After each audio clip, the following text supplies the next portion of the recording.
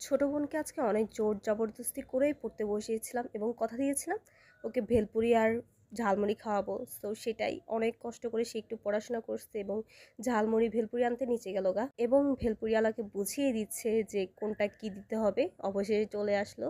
And দেখো ওই আঙ্কেলটার ভেলপুরি খেতে এত বেশি ভালো লাগে, আমার তো অনেক বেশি ফেভারিট। দেখো ভেলপুরিটা, সরি ঝালমুড়িটা, জাস্ট কালারটা দেখো, ভেলপুরি ঝালমুড়ি দুইটাই বেস্ট বেস্ট বেস্ট।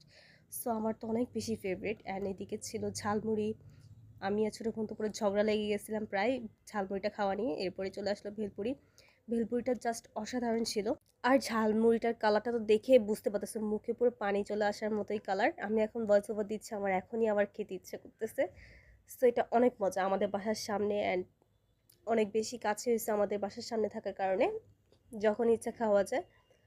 আমি আবার প্রচুর ঝালখোর, তো ঝালমুড়িটাতে ঝাল কম মনে হচ্ছিল, যার জন্য আমি কাঁচামরিচ এক্সট্রা এনে ঝাল দিয়ে খাচ্ছিলাম। অ্যান্ড এখন হচ্ছে ভেলপুরি খাচ্ছি।